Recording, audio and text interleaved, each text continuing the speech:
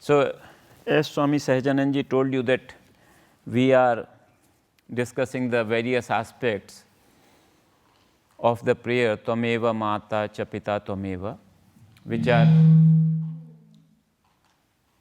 are described as different chapters of this book.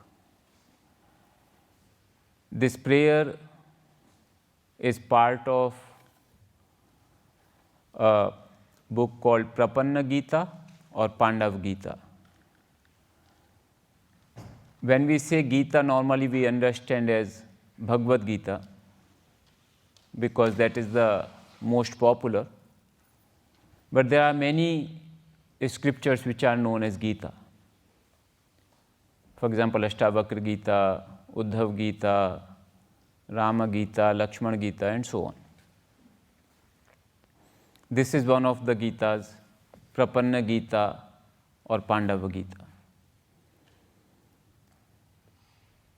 This is not so much of a book of question and answers as the most other Gitas are, but this is a set of prayers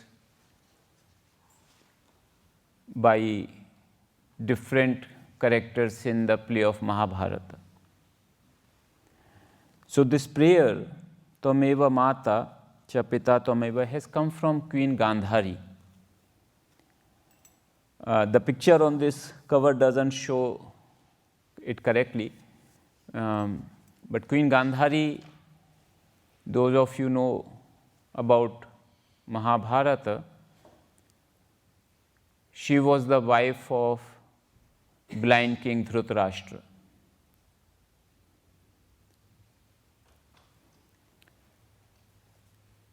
When she came to know that her husband is blind, out of her devotion to her husband, and also as the culture prevalent at that time, she also put a cover on her eyes that she won't be in any advantageous situation compared to her husband. And because of her devotion to God and her husband, her prayers, her penance, she achieved a lot of spiritual powers. And this prayer is from her, Tvameva Mata. It's a beautiful prayer. It reflects the same truth as Guruji was mentioning in her yesterday's talk, that God is everything. God is not only the creator, but also the creation. So this prayer reflects the same aspect, Tvameva Mata Cha Pita Tvameva, you are the mother, you are the father. And then there is one aspect of it which says Tvameva Vidya, you are the knowledge. And this is what I intend to discuss today. So here the word is Tvameva Vidya. This word eva means you alone are the knowledge, not that you are the knowledge, but you alone are the knowledge. So eva is the word used for emphasis in Sanskrit. So Tvameva Vidya, you alone are the knowledge.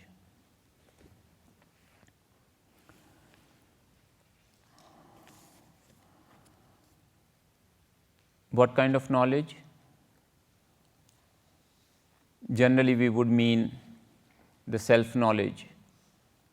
But here, because God is being described as all the aspects, even the so-called worldly knowledge is God alone. It is a human nature that we seek knowledge. We can't rest in ignorance. That's just not the makeup of the human beings. We always seek to know.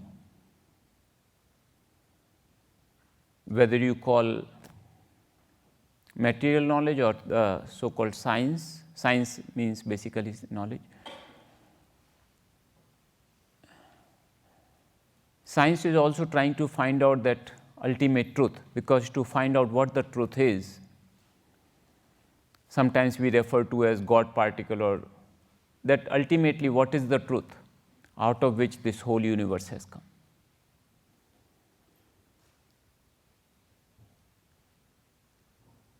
The same quest, that what is the ultimate truth, to know what is that truth, is also drives a spiritual person. So we differentiate between a spiritual person and worldly person only because of knowledge which leads to the ultimate truth. One is seeking that, another one is seeking the knowledge which improves his or her life in the world. But otherwise, if you look at the search for knowledge, that is common across all the human beings. You won't find anybody who can be comfortable with being ignorant. In fact, if somebody says that you are ignorant, none of us likes that comment. We just can't be very comfortable with that aspect, that I'm ignorant. I need to know. I can't accept myself a stupid, ignorant person.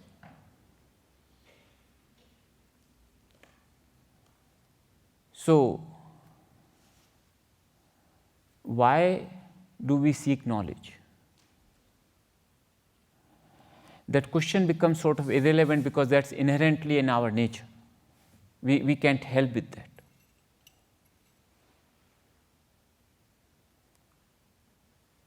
As human beings, we are constantly searching for knowledge. The question is that, is there something knowing which I can be at rest? That means the desire to seek goes away. This constant desire to seek something, constant desire to know something, that is fulfilled. Is there any such thing? Is there any knowledge?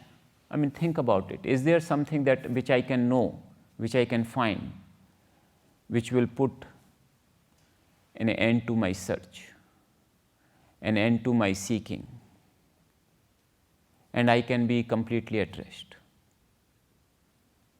that nothing else needs to be known? Is there any such thing? And we can keep this class interactive. You can ask questions or provide your comments. But reflect upon it. Is there anything which, if I know, will give me complete peace? And that is only can happen when I am free from the seeking, free from the urge to know any further. So, as long as there is an urge to know, there would be restlessness. So, is there anything which will give me that peace, that I don't need to seek any further?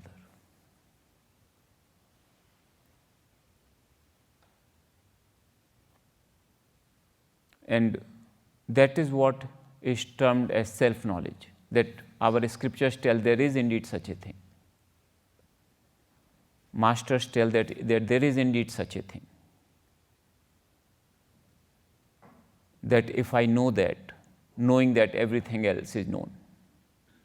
So that means if everything else is known also, knowing that, my desire to know any further will be satisfied and I would be free from this restlessness.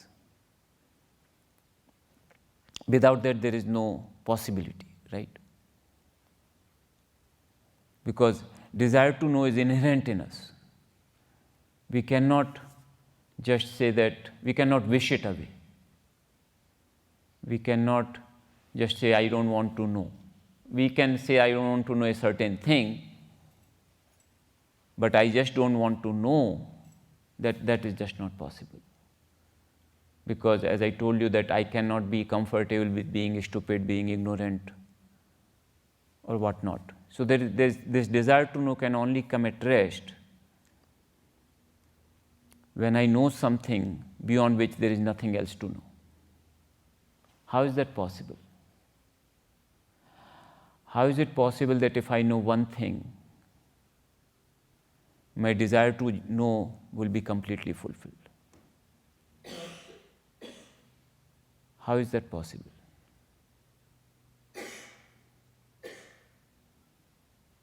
Because it is well-nigh impossible to know each and everything in its complete detail. That's not possible in one human lifetime. Just we know from our own experience it's not possible. So how is it possible that if I know one thing that can satisfy me so completely that I don't need to know anything else? Because the scriptures say that knowing that, one as well knows everything else. Just like the knowledge of clay gives me the knowledge of all the pots which are made of clay. Not the specific knowledge of the pots, but general knowledge that pot is nothing but the clay. Pot also has a functional knowledge. For example, the knowledge of glass is different than the knowledge of a pitcher or a bucket. But if you look at essentially, all the clay pots are nothing but the clay. So in that sense, everything is self, therefore, or God, whatever the name we choose to give. If I have that knowledge, I as well know everything else, and therefore it is possible for me to know that one thing by which I know everything else. And as I told you that one thing is the goal for any branch of knowledge, like whether you talk of physics, that one principle, one force, out of which I can derive everything else. That one chemistry, like one element, what is that one thing, particle or whatever, out of which everything else has manifested. In psychology, that one emotion, that one aspect by which I can find out all the psychological phenomena.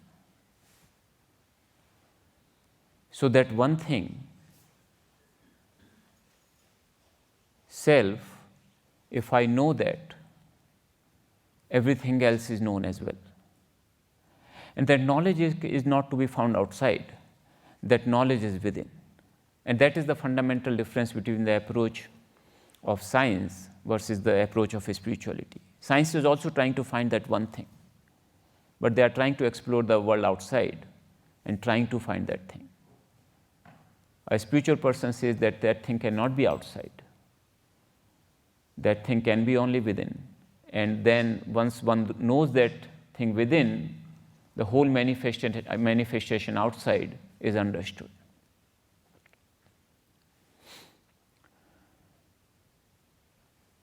So, if you look at the knowledge is praised in chapter 4 of Bhagavad Gita, Lord has quite profusely talked about knowledge.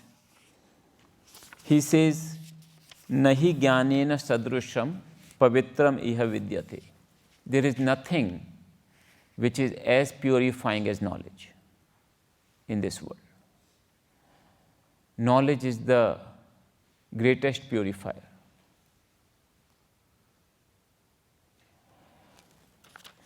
He also gives that example. Api cheda, in the verse 36 of chapter 4, Api chedasi papebhyah sarvebhyah papakruttamaha sarvam jnana plavenaiva vrajinam santarishyasi. This verse is very interesting because he is taking a situation of a sinner or person who has done a lot of negative karma. So, one word he is using, papakruttamaha. In Sanskrit, there is a papakrut. Papakrut means one who has done a lot of sins. Then there is a superlative degree or comparative degree, is papakruttara, one who is higher than the one is more than the other, and papakruttamaha, that is the superlative, the highest, that worst among the sinners or worst among the ones who have performed the negative karma. And then he is saying sarvebhya, among all such people, even the worst among those also. Even if you are like that, this knowledge alone will carry you like a raft across all your sins. So this knowledge will make one free from all the karmas, no matter how intense or how negative they have been, whether now or in the past. That is the beauty of this knowledge as a purifier. So Lord says that in the next verse he says, Jnanagni sarva karmani bhasma sat kurute tatha. That is knowledge, this fire of knowledge that burns all the karmas without any exception. It burns all the karmas. That means not only of the past or present, but even the future. Is that possible? That knowledge can burn all the karmas of not only the past, present, but also of the future? Is it possible? I'm asking you. Yes? How is it possible that it can burn all the karmas of the future also? It may possibly burn all the karmas of the past, but how can it burn the karmas of the future? Yes.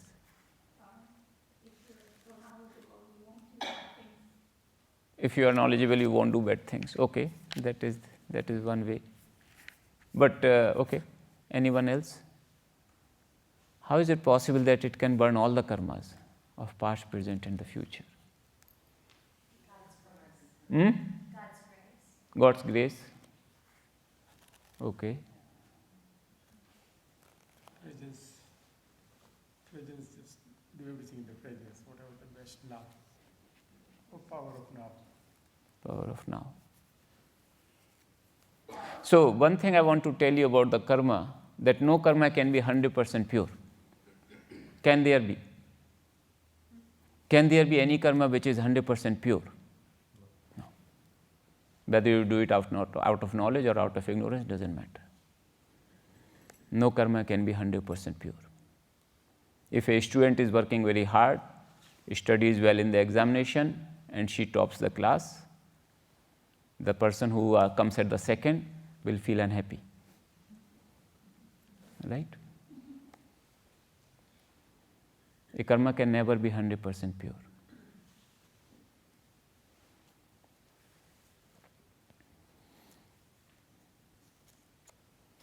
So how is it that knowledge can free one from all karmas, not only of the past and present, but also of the future? Because Lord says here, Jnanagni sarva karmani, all the karmas. It burns all the karmas. Because we are no longer the doer?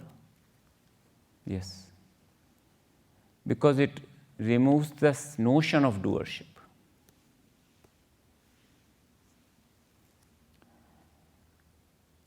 If you look at what is the notion of doership? So take the simple example of taking food. A karma which we perform almost every day, until unless you are fasting. So food comes before me. I look at it, makes a guess whether it is something to be eaten or not. Right? Then hand picks it up, puts it in the mouth. All our sensory organs in the tongue and the nose, they come into play in order to taste the food, smell the food, judge its palatability. Teeth chew the food. Esophagus helps us to carry down the food down the throat into the stomach. Stomach digests the food. And at the end of it, I say, I ate the food. So who is this I who ate the food? All these different organs of the body, they are working for taking the food. So who is this entity which says, I ate the food? What is that? What is it that who says, I ate the food? Ego. Is it a sum of all the other elements, like sum of the hand, the function of tongue, the function of nose? Or is it one of these?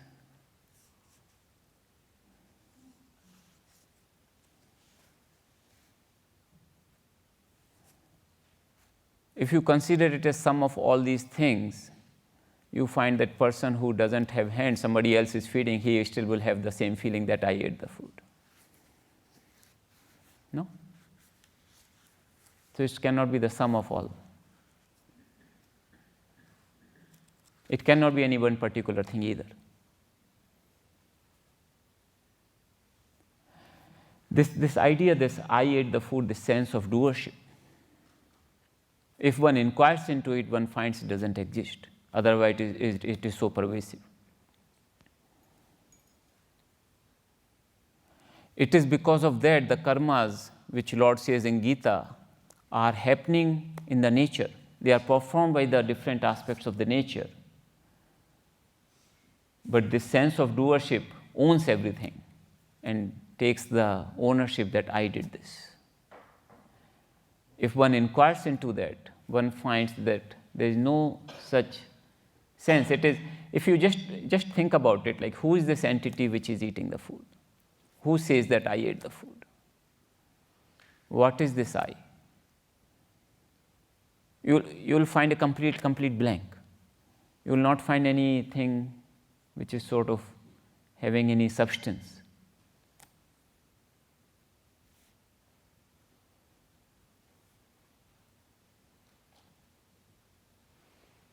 If the sense of doership is not there, the karmas are still happening, but there will be no one to claim that I did this. For example, there are a lot of things in the body which are happening, like breathing, it is automatically happening.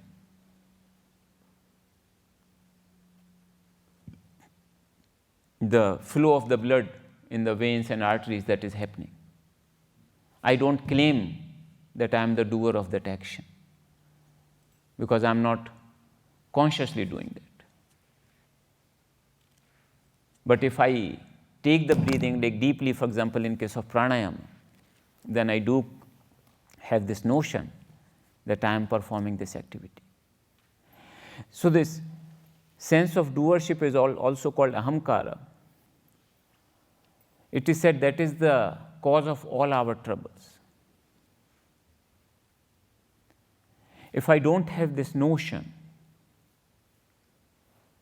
that I am the doer, then all the troubles of the life, they will not be there. But what does it mean that I am not the doer, like sense of doership? How can I get rid of it? If it is something real, it is not possible to get rid of it. But if it is something which is not real, and how do I know whether it is real or not real? By knowing the truth of it. by inquiring into it, can I know whether it is real or not real. So that it is said that knowledge frees one from this false notion of I am the doer.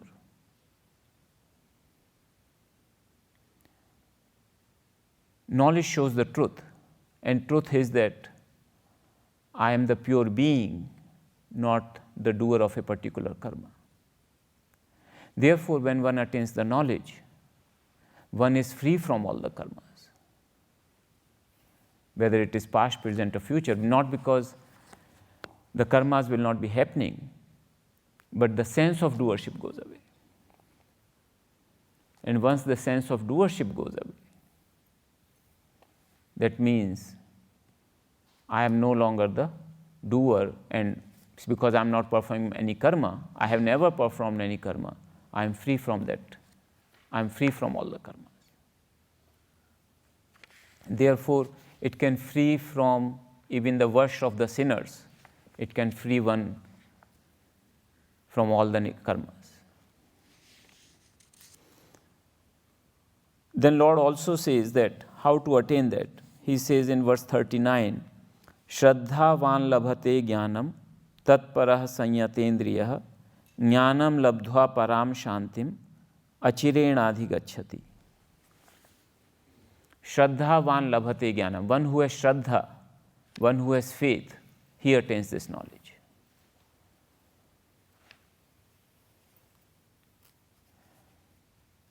He also uses two other words, tatparaha. One who considers that as supreme, the knowledge as supreme. And sanyatendriya. One who has senses under control. A person who has the faith, he can attain this knowledge. Faith in what?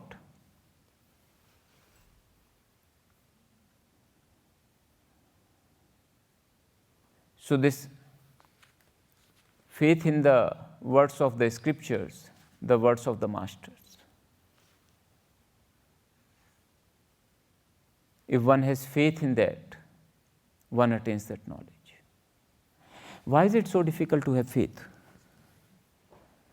We all have heard, I'm sure that you must have all heard that if you have faith, you will attain faith. There are a lot of sayings like faith can attain miracles, faith can move the mountains. Why is it so difficult to have faith?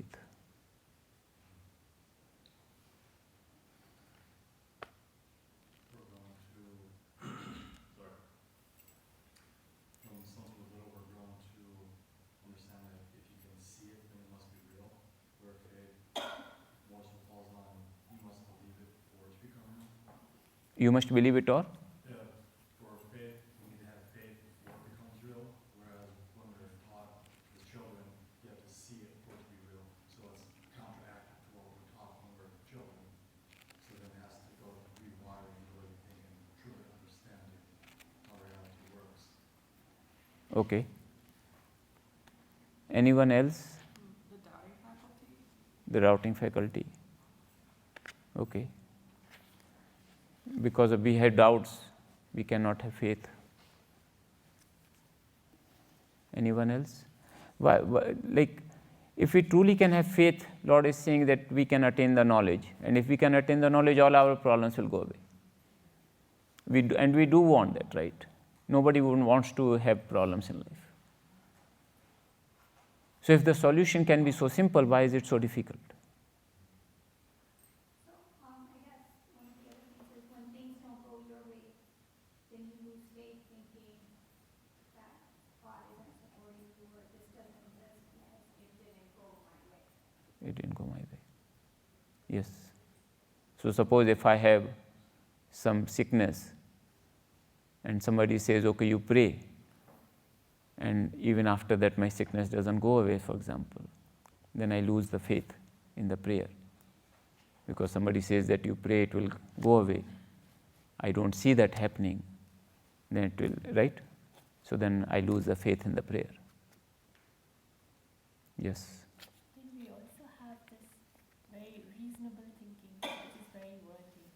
Yes. Rational and reasonable, which is totally in contrast to the spiritual side.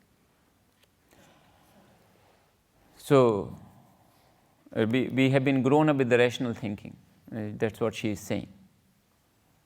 And that apparently is in quite contrast with the spiritual way of looking at the things. And therefore, it becomes so difficult to have faith. I think for me, faith comes in the heart, and then when your intellect starts there, questioning and reasoning, that time when faith gets shaken down. Like Meera was, she had so much love for Krishna, her faith was amazing. She didn't let any other thoughts or anything interfere with her devotion or love for love. So, again, I think it's the same thing like intellect or the doubting, she said doubting faculty, reasoning faculty, whatever, or intellect. When it starts questioning, the faith weakens. But is that so? Is the faith in opposition to my rational thinking, my intellect? If it were so, it can be a pretty dangerous situation, isn't it? Because we are blessed with the intellect. And that is one of the highest faculties we are given to understand the things. If I start believing in anything and everything, life may not become very happy. So being rational is certainly not a bad thing. Questioning certainly is not a bad thing.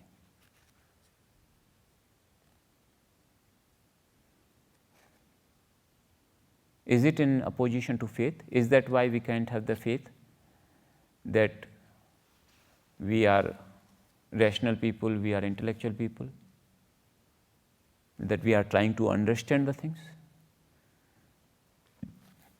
Is faith as the same as blind?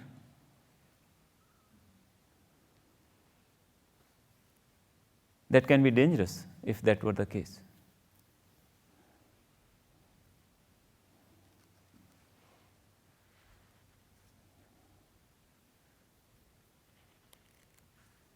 Because if we truly shut down our intellect, it can be dangerous. If we can't question, that can lead to a huge problem. In fact, all of us are bestowed with faith, tremendous amount of faith from very birth. Without faith, we can't even move a step further. If I ask you, how do you know who your mother is? What would you say? What would you say? Who your mother is? Some person you know as your mother. How do you know? Was told and believed. Huh? Was told and believed. Faith. Was told and faith. Out of the power of faith, you know that she is your mother. There is no other reason. That you were told that this is A, this is B, this is C. How do you know? Power of faith.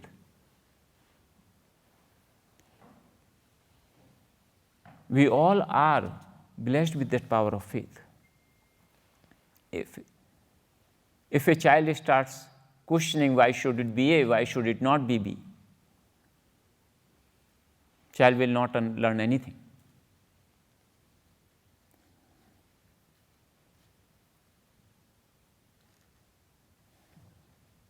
So faith is inherent in us, all of us.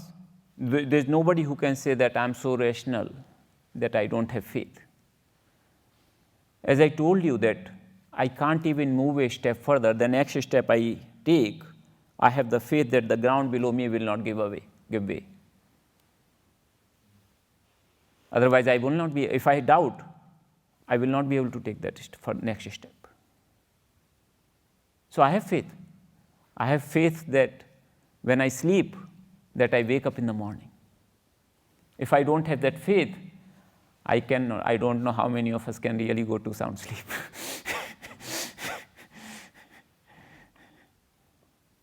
I have that faith. I have the faith that food which is coming before me, it's not mixed with poison. It can happen though, but I have that faith. Without that faith, I cannot do anything actually. That faith is so inherent in us. In fact, there is a whole chapter in Gita, Shraddha Traya Vibhag Yoga, 17th chapter, which discusses this aspect of Shraddha or faith. That Lord says that Shraddha Mayam Ayam Purusha. This human being, this is full of faith. This is full of Shraddha. Nobody can say that I don't have faith.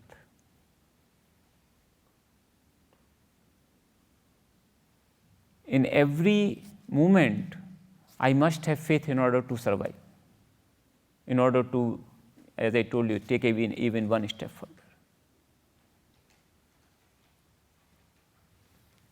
So faith is a very essential aspect of our being.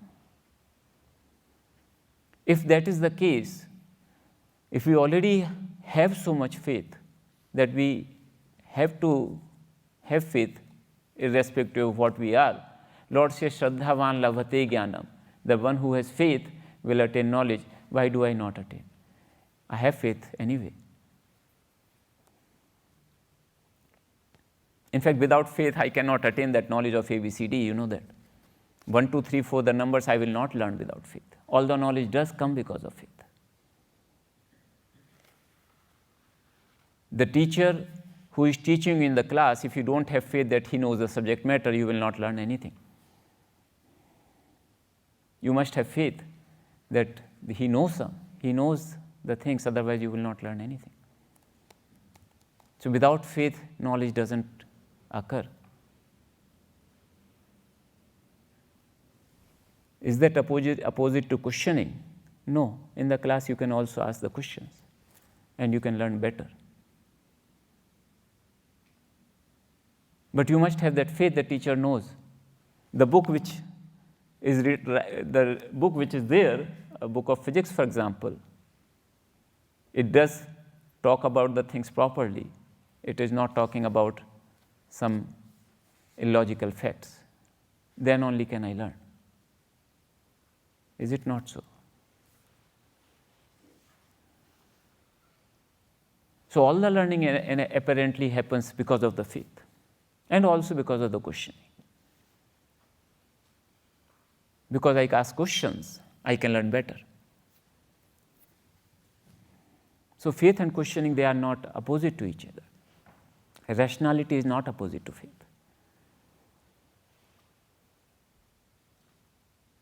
I have faith and I also have the intellect. Both are a very inherent part of the human being, given to me by God, and one is not opposed to other. Is it clear? Like all the learning in my life happens because of faith and also because of questioning. Because I ask questions, I learn, and because of faith also.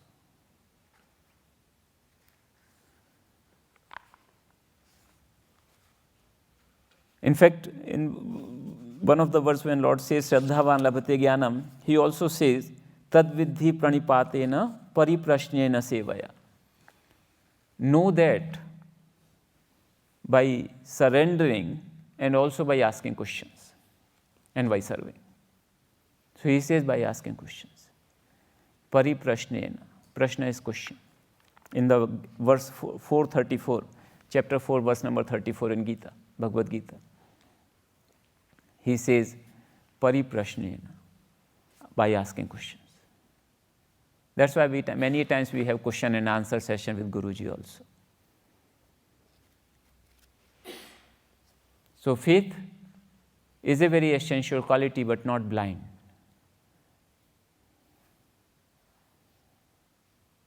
Yet we find it is so difficult to have faith.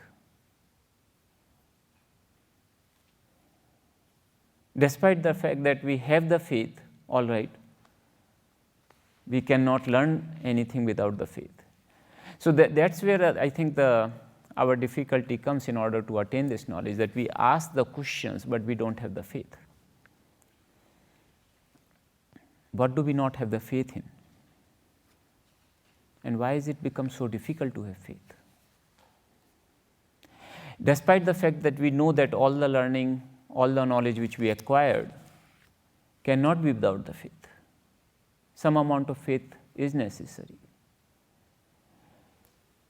What happens is that, for whatever reason, somebody said because of our upbringing, it is inherent, it is easier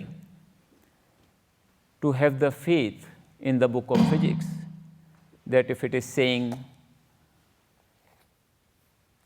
force is equal to, the work is equal to distance into force, whatever the formula is, that is true without even verifying. But what the Gita is saying, that I don't have the same amount of faith that it is true without verifying.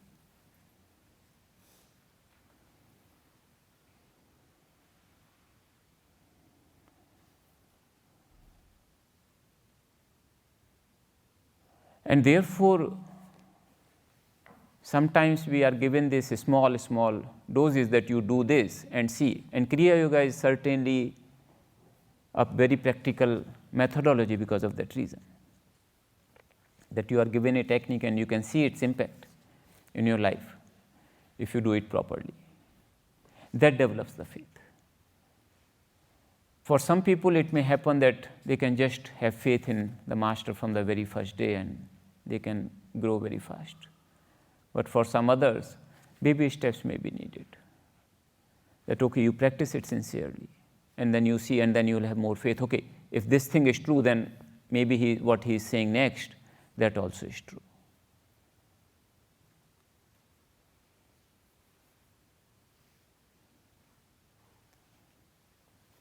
So, this also had a little bit of a cultural thing coming from India. In India, particularly a little older times, this aspect of faith of children, so both aspects were honed, faith and rationality. But now the faith aspect, even though it's a very inherent in human beings, it's a very important part of our being, it is not given so much importance to hone it. The rationality aspect has been given more importance. But both are extremely important. As you can see, learning cannot happen without faith completely. But I have more faith in a news report than, say, for example, in Bhagavad Gita. Despite the fact I see many times that news reports are wrong. Yet I have apparently, people have more faith in a WhatsApp message, which may be rumor many times, but they have more faith. They can fight for it. So that faith was honed, that was a very beautiful part of the culture of India. That faith was honed from the very childhood. It was not a suppression of rationality. That faith aspect was honed. It was nurtured. The children were going through an environment where that aspect was nurtured. And because of that, they could actually understand the truths better. So, for us now, to have faith is one of the best things would be to follow whatever teachings we can follow of the master and then see the results. And that will increase our faith. And slowly, slowly we can understand that what indeed he said yesterday, that God has become everything. Indeed, God is everything. that also we may be able to accept and understand. So, Shraddhavan labhate jnanam, the teaching is appropriate both for worldly knowledge as well as for the spiritual knowledge, but it's absolutely essential for spiritual knowledge and sort of first condition.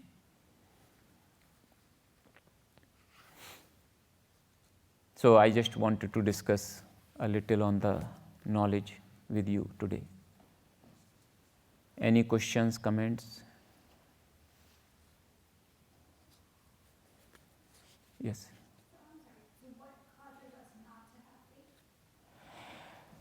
As I told you, it is a little bit of our upbringing, partly because the faith aspect was not nurtured so properly. The rationality aspect was nurtured. Both are very important in order to attain knowledge. But somehow the faith aspect was not nurtured so well.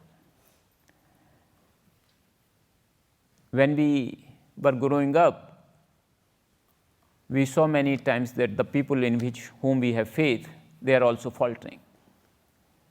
It was a child requires a particular type of training, particular type of environment to nurture that spirit of faith. That somehow hasn't been our upbringing, particularly in the modern times. More so in the West than in the East. But even in the East, these days it has sort of gone down. But that was one aspect which was nurtured, and because of that, what happened, that even if the parents sometimes will scold very harshly a child, or sometimes even beat, it wasn't having any negative psychological effects, as many people think today it is leading to. The reason was faith. The children were actually having the faith that they are doing it for our own good. If a child has that faith, parents' scolding does not leave any negative scar in them. But if that faith is not there, then that kind of scar can remain and it can create psychological problems later on. So the whole environment, whole training was there to nurture that faculty of faith also, which is sort of missing. So that's one reason I understand is that why do we find so difficult to have faith? But faith we cannot give up also. Remember, it's not possible to give up faith.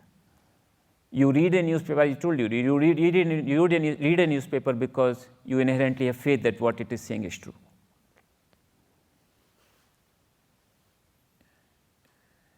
So, in such a situation, how can you inculcate faith?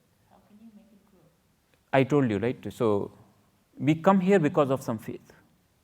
The very fact that we have come to this path is because of some faith. It's not because of rationality alone that we have come to this path. We have come to this path at least to have the faith that the Guruji, for example, understands what he is talking about. That much faith, right? So we can take some baby steps. We can follow some teachings, what he is saying, and see if that is improving our life, improving our well-being. And if that happens, naturally the faith will increase.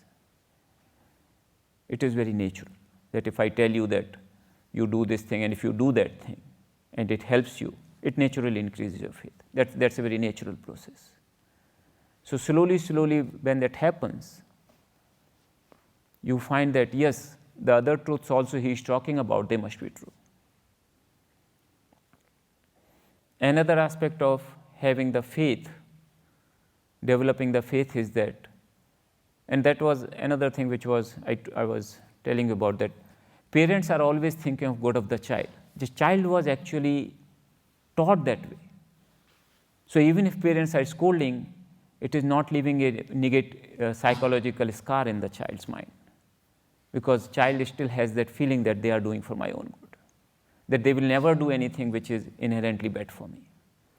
Same feeling if we can have for Guru, that whatever he does for me, whatever he tells me, it is for my own good. That faith, that helps me to understand what he is saying better.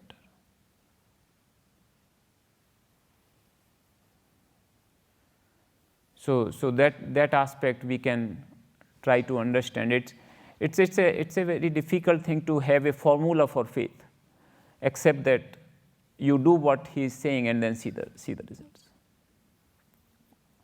Take a step as he is saying, and then see whether it is correct or not.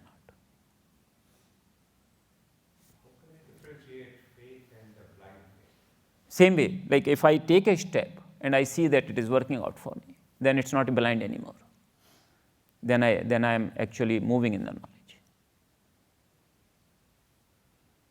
Blind would be that there is no hope for me to know. Here the faith is that I am actually having the faith in order to know. Ultimately, the knowledge is the ultimate thing. Because once I know, there is no need to have faith, right? Because I know. But in order to know, the faith is necessary. So blind faith is not which is supported by Bhagavad Gita. Faith with action and seeing the results, that is what it is. That's where, therefore, it has the both things at the same time, Shraddha and Prashna, the rationality, the questioning aspect, and also the faith aspect. Both go together. The difference is that the difference between question is that I can question something to understand something. I can question for that. Or I can question to cut something, to negate something. Second one is not helpful in the path of knowledge. First one is, if I'm questioning in order to understand something,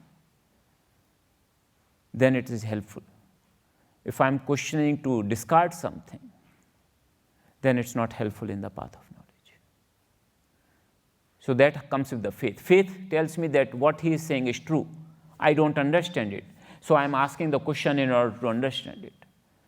The doubt says that what he is saying is trash. So I'm questioning in order to basically prove him wrong.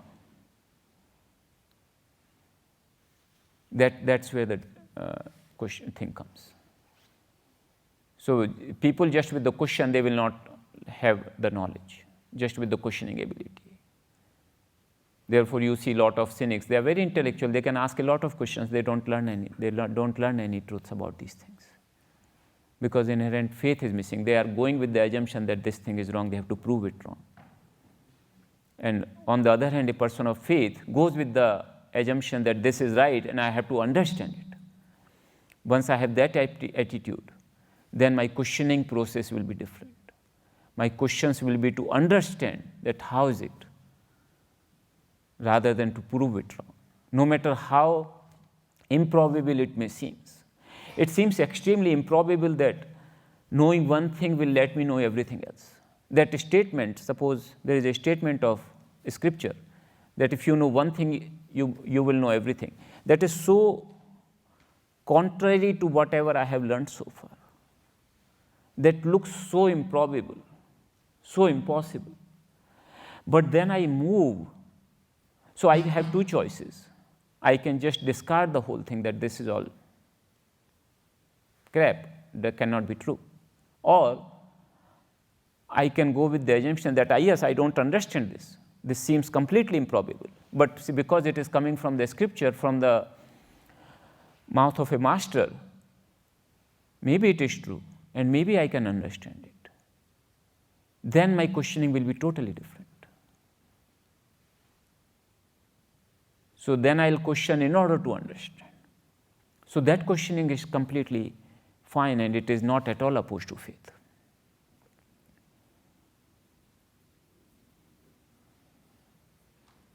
Any other questions or comments? Yes, please.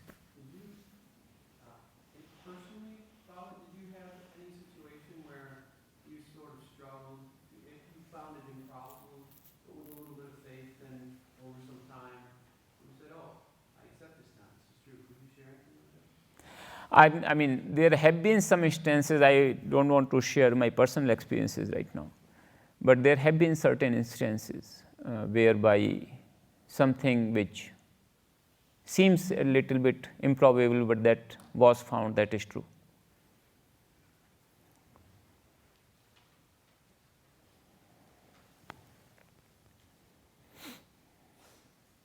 Anything else?